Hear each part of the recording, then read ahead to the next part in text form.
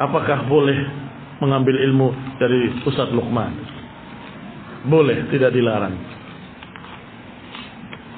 Syekh Abdullah Al-Bukhari sudah menyampaikan bahwa semuanya adalah ahlus sunnah. Barakallahu fikum.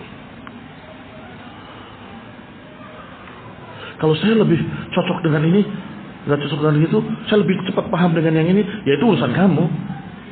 Artinya bisa saja kita hadir di majelis itu, tidak hadir di majelis ini karena saya merasa mendapatkan lebih dari sini, itu urusan pribadi masing-masing. Adapun hukumnya adalah semua ahlus sunnah, silahkan kamu mengambil ilmu dari mereka. Adakah habib dan habaib dalam Islam? Ada. Habib yang dicintai oleh Allah Subhanahu wa taala adalah apa yang dikatakan oleh Rasulullah SAW, orang yang akan merasakan lezatnya iman. Pertama, an yuhibballah wa rasulahu, mencintai Allah dan Rasulnya lebih dari yang lainnya. Yang kedua, an yuhibbal mar'a la yuhibbuhu illa lillah. Dan yang ketiga adalah hendaklah dia takut untuk kembali kepada kekafiran seperti takutnya dia untuk dilemparkan ke dalam api neraka. Ini orang-orang yang akan dicintai oleh Allah. Juga orang yang saling mencintai karena Allah. Apa keutamaannya tadi? Mendapatkan mahabbatullah. Berarti dia habib, dicintai oleh Allah Subhanahu wa ta'ala. Tetapi kalimat habib yang beredar sekarang ini, di akhir-akhir ini, di zaman ini, adalah habaib yang katanya turunan Ahlul Bait. Itu yang perlu kita bahas ulang. Siapa Ahlul Bait dan yang kayak apa Ahlul Bait? Ikhwan fillah azakumullah. Ahlul Bait adalah turunan Ali, turunan Aqil, turunan Abbas dan turunan Ja'far radhiyallahu taala anhum ajma'in. Kalau kalian bilang turunan Ali, apa bedanya Ali dengan Ja'far? Apa bedanya Ali dengan Aqil? Apa bedanya Ali dengan Abbas bin Abdul Muttalib? Semua kerabat Nabi. Kenapa kalau ini dibedakan dengan itu? Sehingga para ulama menyatakan turunan 4 ini adalah Ahlul Bait. Baik, termasuk istri-istri Nabi adalah Ahlul Bait. Barakallahu fikum, walaupun turunannya tidak dikatakan Ahlul Bait, karena memang turunannya Ahlul Bait, tetapi tidak ada turunannya yang sampai hari ini hidup. Ada anak-anaknya dalam keadaan tidak berlanjut. Adapun yang berlanjut dari Ali bin Abi Thalib, dari Ali, bukan dari Nabi.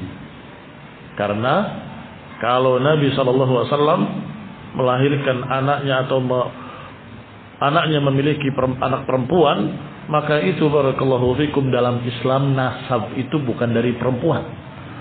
Jadi kalau mereka menyatakan Jaddal Husaini, kakeknya 2 Husain, siapa? Abu Talib yang matinya masih kafir. Itu Jaddal Husaini. Barakallahu fikum. Hanya saja setelah syarat pertama, berarti turunan Ali, turunan Aqil, turunan Ja'far, turunan Abbas, semuanya Ahlul Bait. Masih ada syarat kedua.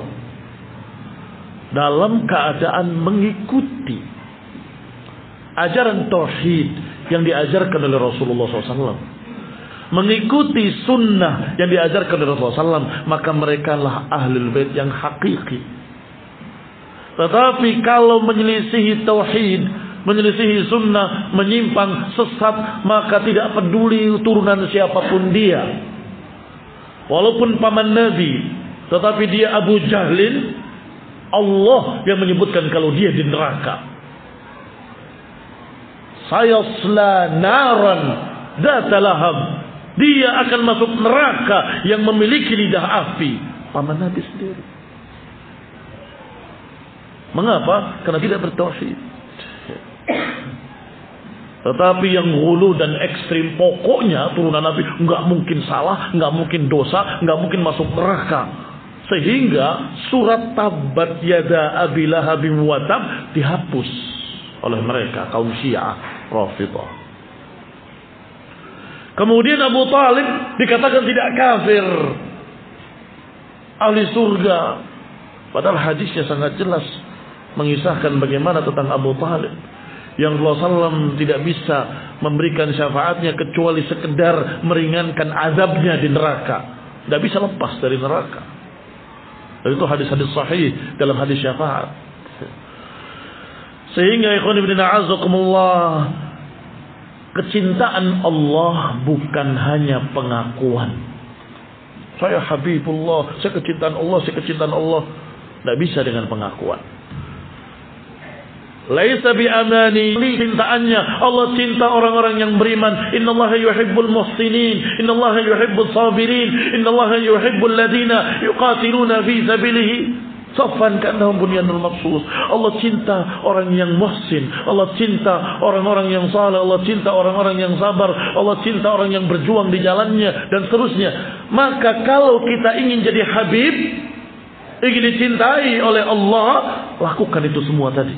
Hendaklah jadi orang muhsin, sehingga kena ayat innallaha yuhibbul muhsinin. Hendaklah engkau menjadi orang yang sabar, karena innallaha yuhibbus sabirin.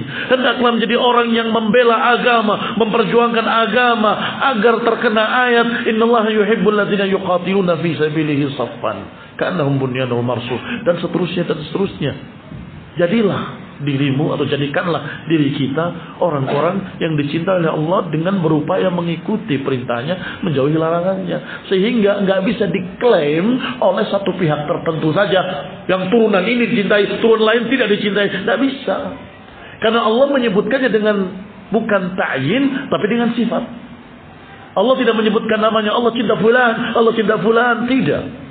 Ataupun keturunannya Allah cinta turunan fulan, turunan alan, tidak. Tapi Allah menyebutkan sifat-sifatnya. Allah cinta orang yang sifatnya begini, yang sifatnya begini, yang sifatnya begini, yang semua orang berupaya untuk menjadi seperti itu agar dicintai oleh Allah Subhanahu wa ta'ala.